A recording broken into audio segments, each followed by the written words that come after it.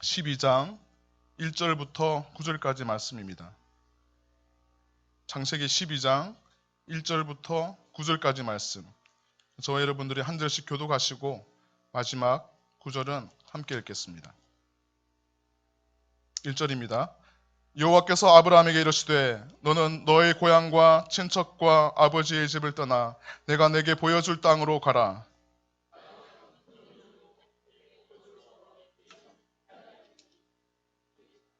너를 축복하는 자에게는 내가 복을 내리고 너를 저주하는 자에게는 내가 저주하리니 땅의 모든 족속이 너로 말미암아 복을 얻을 것이라 하신지라.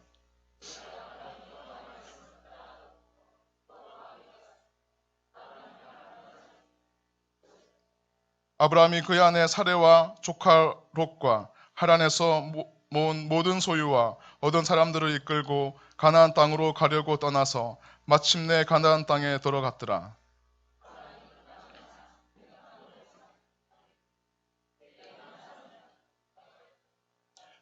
여호와께서 아브라함에게 나타나 이르시되 내가 이 땅을 네 자손에게 주리라 하신지라. 자기에게 나타나신 여호와께 그가 그곳에서 제단을 쌓고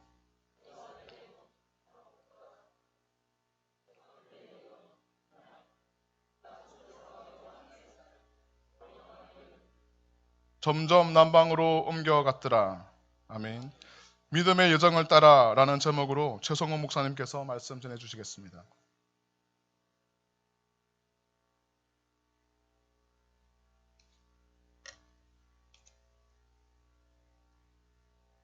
우리 한번 옆에 있는 분들 다시 한번 축복했으면 좋겠습니다.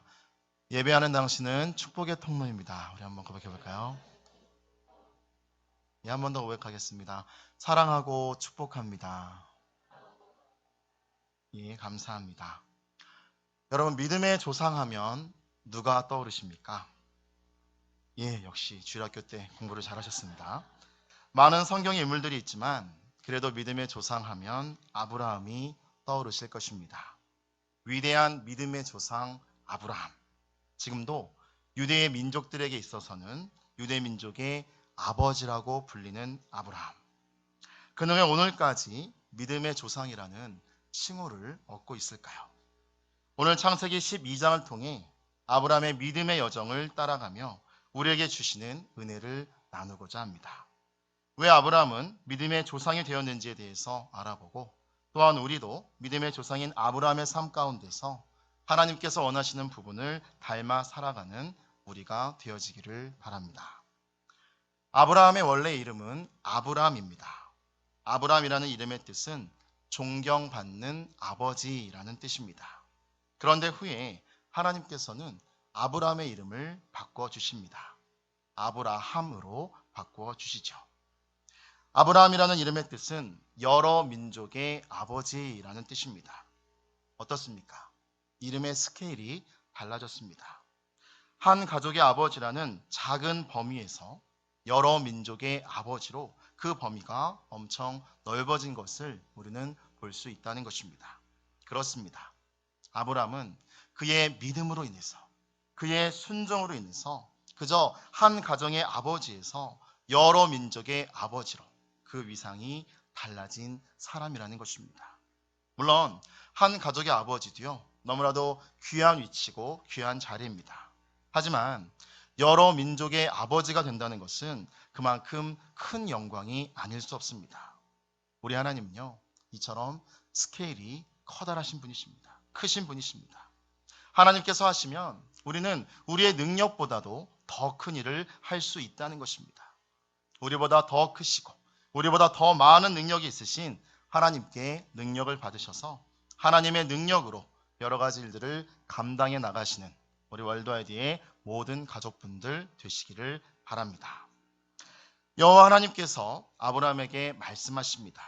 너는 너의 고향 친척과 아버지의 집을 떠나 내가 내게 보여줄 땅으로 가라. 아브라함은 원래 우르라는 지역에서 살고 있었습니다. 우르는 온갖 이방 우상신들의 숭배가 성행하던 곳이었습니다. 그래서 우상을 만들어서 파는 그런 사업도 덩달아서 발전하였던 그런 곳이었습니다. 아브라함의 아버지 데라 역시 이 사업을 하던 사람이었습니다. 우르 지역에서 우상들을 만들어 팔던 사람이었습니다. 그런데 하나님께서 아브라함에게 그곳 우르를 떠나라고 말씀하고 계십니다. 아브라함에게 있어서는 우르라는 곳은 고향이요, 아브라함의 피부치들, 즉 친척들이 있는 곳이요, 아버지의 집이었습니다. 하지만 하나님께서 아브라함에게 지금 이곳을 떠나라고 말씀하고 계시다라는 것입니다. 여러분, 만약에 누군가가 여러분에게 이러한 명령을 한다면 여러분들은 어떻게 하시겠습니까?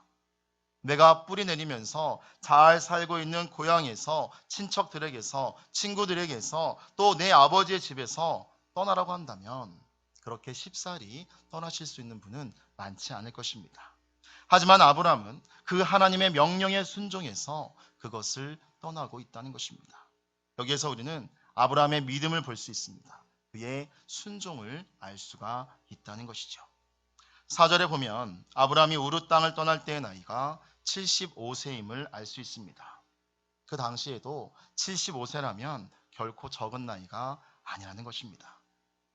어쩌면 변화를 두려워하고 그냥 큰일이 아니면 있는 그대로 살고자 하는 나이인 것입니다. 우리는 나이가 들면서 평안한 것을 추구합니다. 무엇인가 도전하고 모험하는 것을 결코 좋아하지 않는다는 것입니다. 무엇인가 보장되어 있고 안전하고 예상 가능한 일들을 추구하며 살아간다는 것입니다. 하지만 아브라함은 하나님의 말씀에 순종하여 우르 땅을 떠나고 있습니다. 저는 아브라함의 75세 이전의 삶은 어땠을까라는 그러한 생각을 해보았습니다. 어떻게 아브라함이 하나님을 믿게 됐으며 어떻게 이러한 믿음을 가지게 됐을까라는 그러한 의문이 들었습니다. 우리는 그의 답을 창세기 11장에서 발견할 수가 있다는 것이죠. 창세기 11장에서 우리는 셈의 족보를 볼 수 있습니다.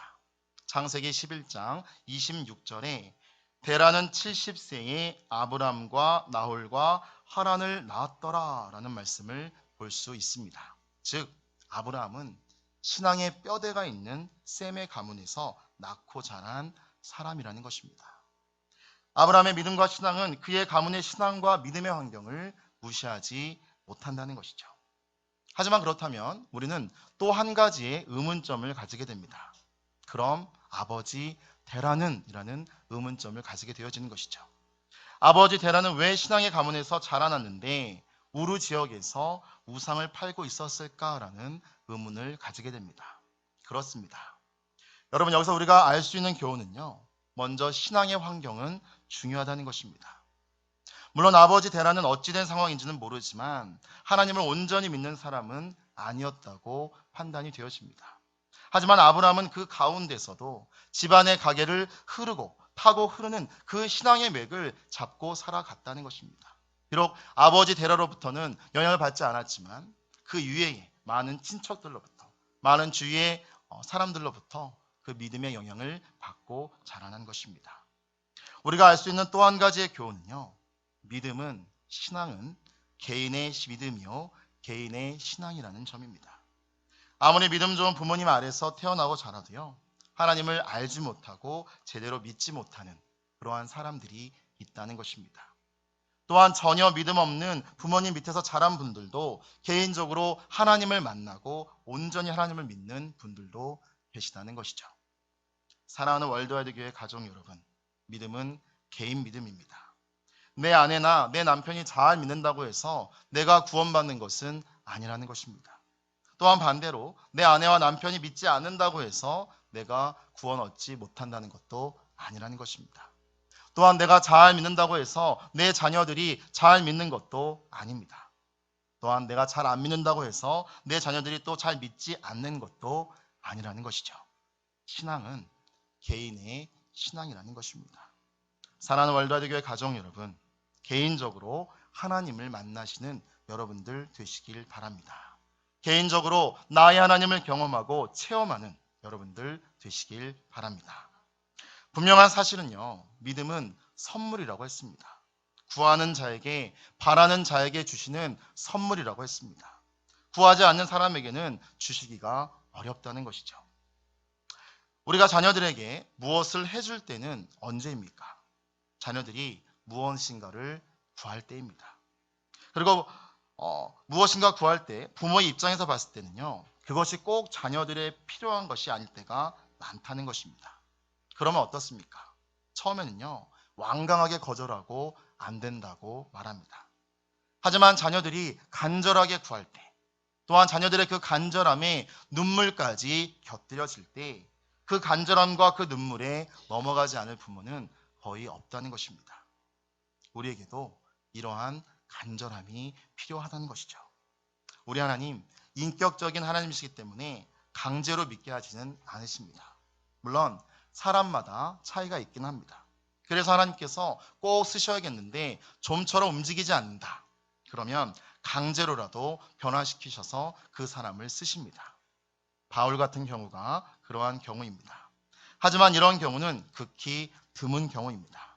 대부분은 스스로가 마음의 문을 열기까지 기다리시고 또 기다리시고 기다리시는 분이 우리 하나님이십니다.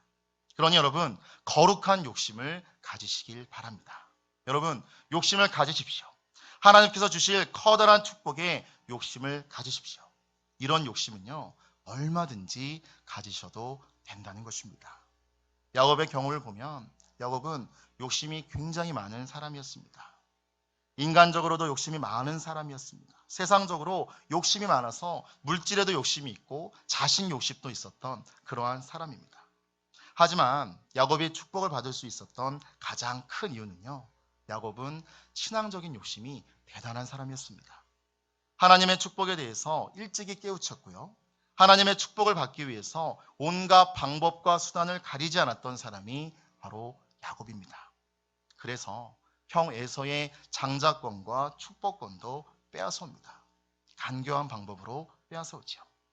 또한 형의 분노를 피해서 도망가는 그 길에서조차도 하나님께서 자신과 함께 하심을 알았을 때 그는 자신에게 축복해 주시기를 간구하는 것입니다. 또한 외삼촌 라반에게서 밀린 일의 대가를 받을 때에도요, 하나님께 구하는 모습을 볼 수가 있었다는 것입니다. 그리고 야복 강가에서 하나님께서 보낸 천사와 씨름을 할 때도 그의 축복에 대한 태도를 우리는 알 수 있다는 것입니다.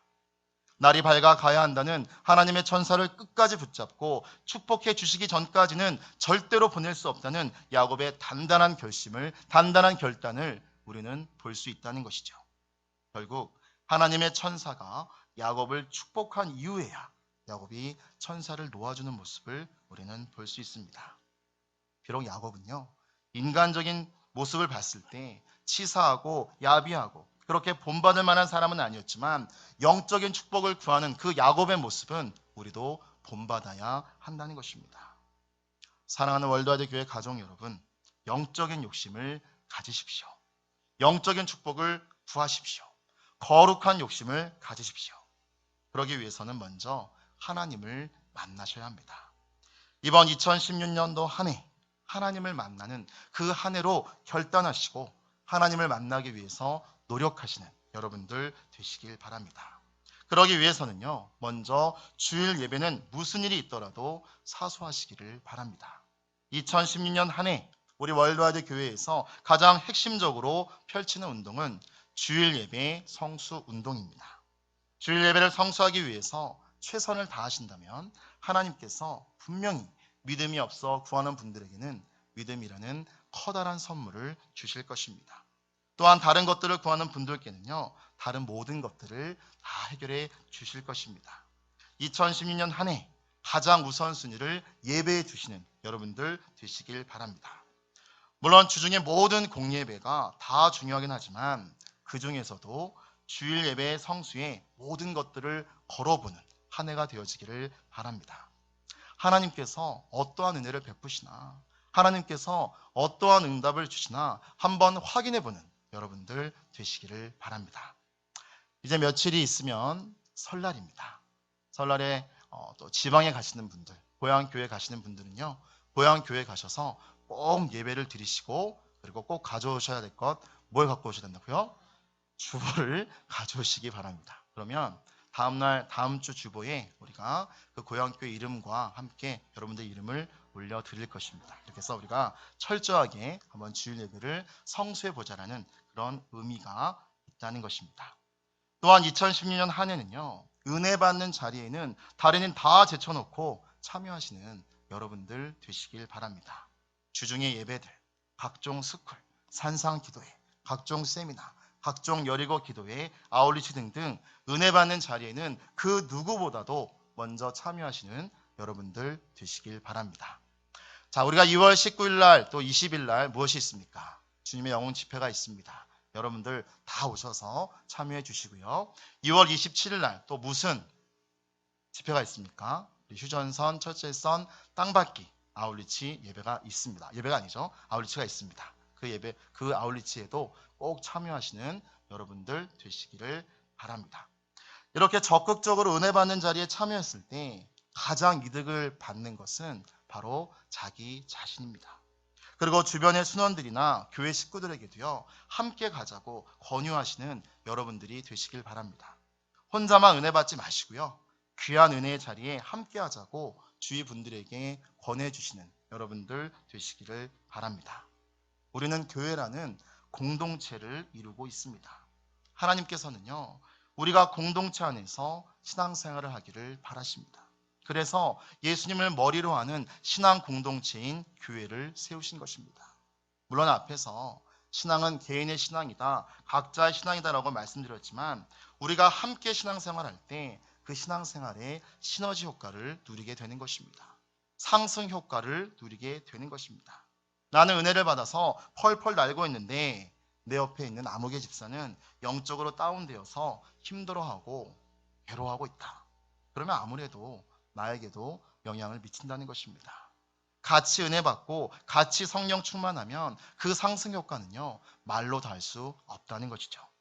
물론 같이 다운되어 있지 않은 것도 감사하지만 그래도 함께 은혜를 받아야 한다는 것입니다. 교회는 공동체입니다. 함께 모여서 함께 성장해 나가야 하는 공동체입니다. 요즘 어떤 분들은요, 교회 공동체 생활하지 않고 집에서 인터넷으로만 예배를 드리시는 그런 분들이 계십니다. 물론 어쩔 수 없는 상황에서는 할 수 없지만 엄밀히 말하자면 그 모습에 우리 하나님께서 결코 기뻐하지 않으십니다. 나 혼자 말씀 듣고 나 혼자 기도하고 나 혼자 생활하는 건 하나님께서 원치 않으십니다. 하나님께서는요, 예수 그리스도를 머리로 하는 교회라는 공동체를 우리 가운데 이루라고 명령하셨습니다. 개인적으로 혼자 신앙생활해도 된다면 하나님께서도 말씀 가운데 그렇게 하라고 말씀하셨을 것입니다. 하지만 하나님께서는요, 공동체를 굉장히 귀하게 여기십니다. 함께 하나님을 예배하는 부분에 대해서 귀하게 여기시고 매우 중요하게 여기신다는 것입니다. 함께 세워져 나가고 함께 어려움에 대처해 나가는 것도 중요하게 여기신다는 것이죠. 우리가 함께 신앙생활할 때 우리가 하나님을 경험하고 만날 수 있는 가능성이 혼자서 신앙생활할 때보다도 훨씬 더 많아진다는 것입니다. 내가 힘들 때 내 주위에 있는 지체들이 나를 위로해주고 세워줄 수 있다는 것이죠. 또 내 주위에 있는 지체가 힘들어하고 어려워할 때 내가 영적으로 여력이 된다면 내가 도우면 되는 것입니다. 요즘과 같이 영적으로 혼미한 이 시대 때는요, 우리에게 함께 동역할 신앙의 동역자들이 필요하다는 것입니다. 지체들이 딴 길로 미혹되어 나갈 때 우리가 나서서 올바른 길로 인도해 줘야 한다는 것이죠. 이처럼 우리는 함께 신앙생활을 해야 한다는 것입니다. 자, 지금부터 우리 옆에 있는 분들과 좀 짝을 지어서 이렇게 서로 좀 이야기해 주시면 감사하겠습니다. 우리 두 분씩 또 앞뒤로 한 분씩 좀 짝을 지어 주십시오. 어색하지만 해주시기 바랍니다. 자, 그리고 그분의 눈을 지그시 보시면서 이렇게 이야기해 보십시오. 함께 합시다. 예. 한 번 더 고백하겠습니다. 함께 성장합시다. 이용하는 거 3, 4번 해야 됩니다. 한 번 더 하겠습니다. 우리는 믿음의 가족입니다. 예, 감사합니다. 오늘 믿음의 조상인 아브라함도 어쩌면 집안의 환경은 믿음 생활을 온전히 할 수 있는 상황은 아니었을지도 모르겠습니다. 우상을 만들어다가 파는 아버지 대라 밑에서 온전히 하나님을 믿는 신앙생활을 하기가 어려웠을지도 모릅니다. 하지만 아브라함은 조상들의 신앙을 잘 이어받았고요. 또한 개인적으로 하나님을 만났습니다. 체험도 했습니다. 그래서 75세가 되었을 때 하나님의 콜링을 받고 그 말씀에 순종해서 믿음의 여정을 시작하게 된 것입니다. 아브라함은 하나님의 명령에 순종해서 그의 고향과 친척과 아버지의 집을 떠나 긴 여행길에 오릅니다. 결코 쉬운 길은 아닙니다. 지금이야 교통편이 잘 발달되어 있지만 그 당시에는 걸어서 기껏 해봐야 나귀나 낙타를 타고 가야 하는 길이었습니다. 길도 험했습니다. 또한 야생동물들과 강도들의 공격도 대비해야 하는 험난한 길이었습니다. 하지만 아브라함은 이 모든 것들을 각오하고 길을 떠났다는 것입니다. 아브라함이 의지하고 떠난 것은 무엇이었습니까? 오늘 4절 말씀에 잘 나와 있습니다. 아브라함이 여호와의 말씀을 따라갔고, 그렇습니다. 아브라함은 여호와의 말씀을 따라간 것입니다. 아브라함과 함께 여행에 동행했던 사람은요, 아브라함뿐만이 아니라 조카 롯도 있었습니다. 하지만 아브라함과 롯의 차이는 아브라함은 하나님의 말씀을 따라간 것이고 롯은 그저 삼촌인 아브라함을 따라갔을 뿐입니다. 만약에 롯도 하나님의 말씀을 따라갔다면 아브라함이 여호와의 말씀을 따라갔고 롯도 하나님의 말씀을 따라갔더라라고 말씀하실 것입니다. 여러분, 물론 이렇게 생각할 수도 있습니다. 뭐 큰 차이가 있습니까? 아브라함도 가나안 땅을 향해 갔고 롯도 가나안 땅을 향해 갔는데 뭔 차이가 있습니까? 라고 질문할 수도 있습니다. 하지만 여러분, 우리는 이미 그 결과를 알고 있다는 것입니다. 그리고 그 결과는 엄청난 차이가 있다는 것이죠. 하나님의 말씀을 따라간 아브라함은 하나님의 인도하심을 따라갔기 때문에 엄청난 축복을 누립니다. 반면에 하나님의 말씀을 따라간 것이 아니라 그저 삼촌의 권유로 삼촌을 따라 나섰던 롯은 겨우 몸만 빠져나오는, 소돔과 고모라에서 몸만 빠져나오는 그러한 인생을 살게 됐다는 것입니다. 여기에서도 우리는 교훈을 얻을 수 있습니다. 여호와의 말씀을 따라 사는 것이 얼마나 중요한가에 대한 교훈을 얻을 수 있다는 것입니다. 하나님의 말씀은요, 참으로 선한 말씀입니다. 하나님의 말씀은 생명을 살리는 말씀입니다. 하나님의 말씀은 우리를 살리는 말씀입니다. 저는 종종 말씀을 읽으면서 또 말씀을 보면서 이러한 고백을 해보게 됩니다. 우리 기독교는 참으로 좋은 종교구나라고 그렇게 생각을 합니다. 그런 고백을 하게 됩니다. 그럴 수밖에 없는 것이 우리 하나님, 이 세상에서 가장 선하신 분이시기 때문에 그분으로부터 나온 말씀은 선할 수밖에 없다는 것입니다. 사랑하는 월드와이드 교회 가족 여러분, 이 세상의 모든 사람들이 하나님의 말씀대로만 산다면 이 세상은 천국과 같이 되어 있을 것입니다. 아니요, 이 세상의 많은 사람들이 하나님의 말씀대로만 살려고 노력만 해도요, 이 세상은 지금의 세상보다는 훨씬 더 나은 그러한 세상이 되어 있을 것입니다. 여러분, 성경 말씀을 보십시오. 얼마나 착하고 좋은 말씀들로 가득한가요? 성경 가운데 죄와 관련된 것 말고는 죽이라는 말씀은 하나도 없다는 것입니다.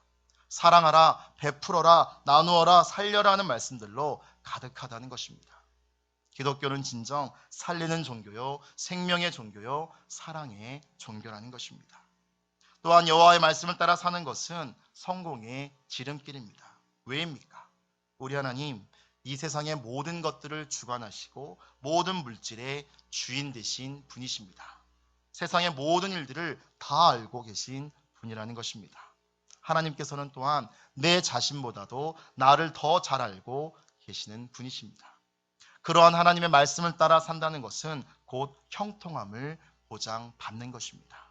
성공함을 보장받는 것입니다. 물론 여기에서 말하는 형통함, 성공함은요, 세상적인 형통함과 성공함과는 조금은 다르다는 것을 여러분 아실 것입니다.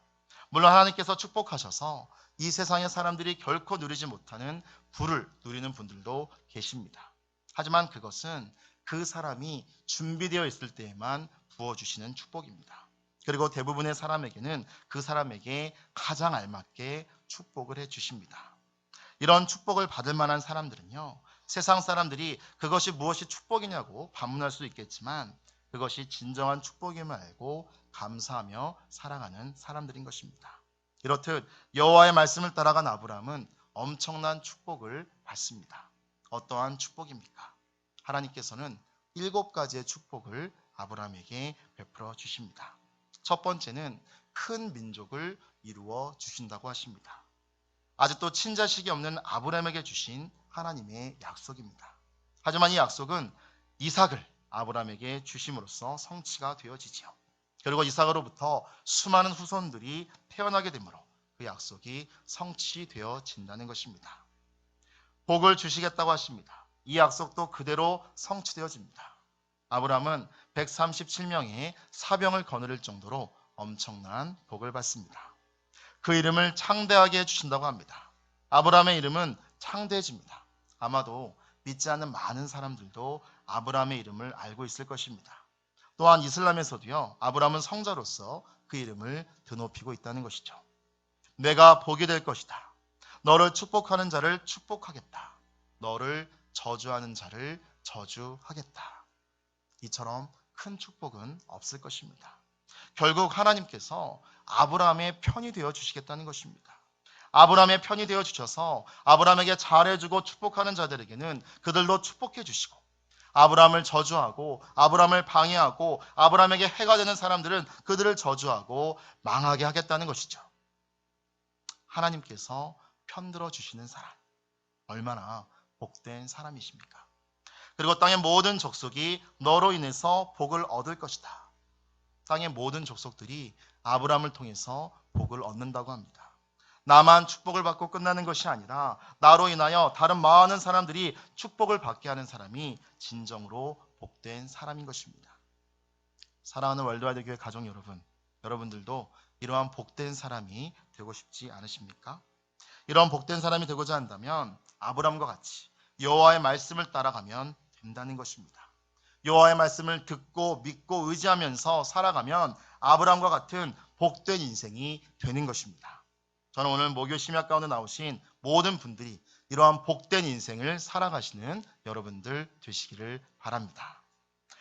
아브라함은 하나님의 명령에 따라 하나님의 말씀을 순종하며 마침내 가나안 땅에 입성했습니다. 세겜 땅 모래 상수리 나무에 이르렀습니다. 5절에 보면 가나안 땅으로 가려고 떠나서 마침내 가나안 땅에 들어갔더라라고 말씀이 되어 있습니다. 마침내. 그렇습니다.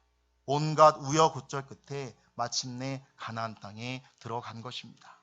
마침내라는 말에서 우리는 그 과정이 결코 쉽지 않았음을 알 수 있다는 것입니다. 이것은 생명을 담보로 하는 귀한 믿음의 여정이요, 어쩌면 너무나도 위험한 믿음의 여정이었습니다. 그러했기에 마침내라는 말을 사용을 한 것이죠. 자, 이런 위험하고 어려운 믿음의 여정을 극복하고 도착한 가나안 땅입니다. 이런 힘들고 어려운 여정을 뚫고 도착했는데, 그렇다면 하나님께서 아브라함에게 어떤 것들을 준비하고 계셔야 할까요?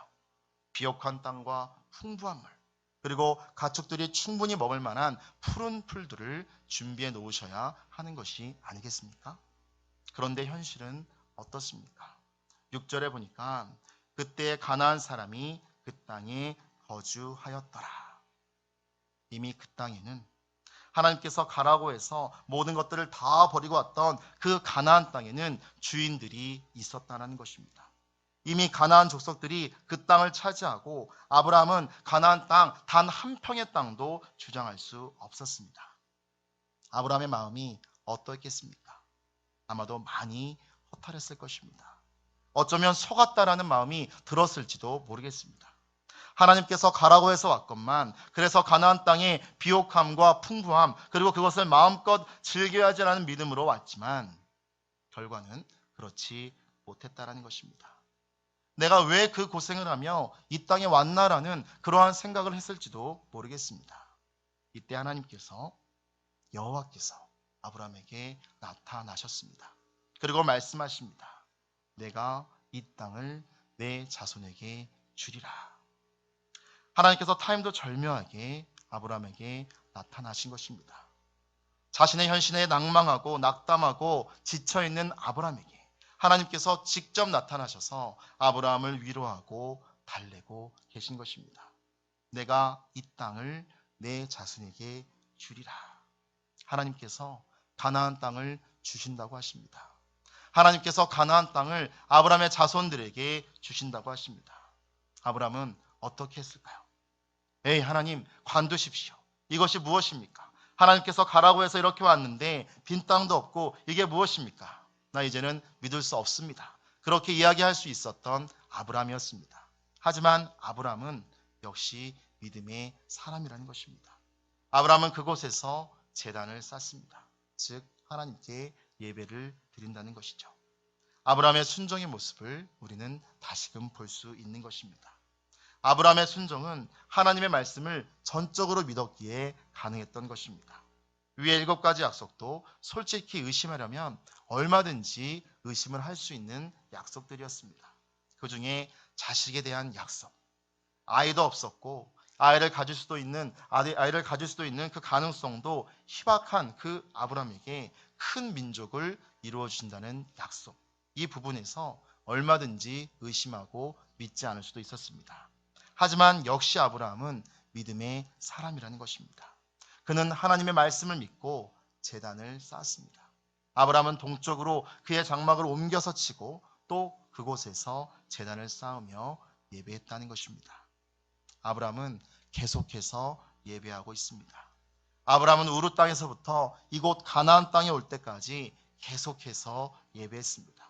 그래서 그는 이곳까지 올 수도 있었고 또한 자신이 처한 현실 가운데서도 다시금 예배할 수 있는 것입니다. 이것이 바로 아브라함의 성공의 비결이요 복된 사람이 되는 비결인 것입니다. 예배자가 되는 것입니다. 예배에 승리하는 사람은 인생의 성공자가 되는 것입니다. 예배를 통해서 힘을 얻고 예배를 통해서 소망을 얻고 예배를 통해서 하나님과 동행하는 것입니다. 우리가 날마다 하나님과의 관계가 좋다면 얼마나 좋을까요? 하지만 우리는 그러한 삶을 살지 못하는 것이 우리의 현실입니다. 우리가 삶을 사는 동안 때때로 우리에게 여러 가지 시험들이 닥쳐옵니다. 여러 가지 어려운 문제들이 우리에게 다가옵니다. 또한 시험이 없더라도 살다가 보면 하나님의 은혜에 대한 기억이 희미해지거나 확신이 흔들리거나 인내가 필요한 순간이 다가온다는 것입니다. 그때마다 이미 주셨을 뿐만이 아니라 성취하신 하나님의 말씀을 우리는 붙잡아야 하는 것입니다. 그래야 우리는 넘어지지 않습니다. 그래야 우리는 쓰러지지 않습니다. 만약에 우리가 말씀을 떠난다면, 우리가 하나님의 곁을 떠난다면 그것은 100% 실족이요 100% 실패라는 것입니다. 아브라함은 계속해서 제단을 쌓고 예배하는 모습을 볼 수 있다는 것입니다. 아브라함뿐만이 아니라 성경 속의 믿음의 인물들은요, 그들의 삶 가운데서 수시로 예배하는 모습을 볼 수 있습니다. 그들의 삶 가운데 예배하는 삶이 버릇처럼 습관처럼 자리를 잡은 것입니다. 그리고 그들은 예배할 때마다 자신들의 삶을 되돌아보며 온전히 하나님을 의지하면서 살아간 것입니다. 사랑하는 월드와드 교회 가족 여러분, 예배하는 예배자가 되어지시길 바랍니다. 여러분들의 삶의 순간순간마다 하나님의 살아계심을 인정하고 그 하나님을 의지하며 예배의 삶을 살아가는 여러분들 되시기를 바랍니다. 우리가 지난주에 세일의 21일 기도회로 하나님께 매일 예배의 단을 쌓았습니다. 한 해의 시작을 예배로 시작한 것 얼마나 감사한 일입니까? 그리고 올해 그 세일의 기도회가 진행되면 진행될수록 더 많은 교인분들이 함께하는 것을 우리는 경험할 수 있었습니다. 영화부터 장년에 이르기까지 많은 월드와이드 교회 가족들이 함께하는 그러한 세일의 기도회였습니다. 저는 그 모습을 보면서 그래, 올 한 해 무엇인가 일어나겠구나. 하나님께서 우리 월드와이드 교회 가운데 큰 축복을 내려주시겠구나. 우리 하나님께서 우리 교회 가운데 성령의 은혜를 부어주시겠구나라는 그러한 확신이 들었습니다. 그렇습니다. 여러분, 2016년 한 해 예배의 자리를 고수하셔서 늘 하나님과 동행하시는 여러분들 되시기를 간절히 바랍니다. 하나님께서 축복을 부어주실 때 그 축복의 수혜자가 되는 여러분들이 되시기를 바랍니다. 그리고 그 수혜자가 되기 위해서는 여러분들이 축복의 자리 가운데 있어야 함을 잊지 마시고 하나님과 동행하시는 여러분들 되시기를 바랍니다. 오늘의 말씀을 기억하면서 몇 가지 기도 제목을 나누며 기도하기를 원합니다.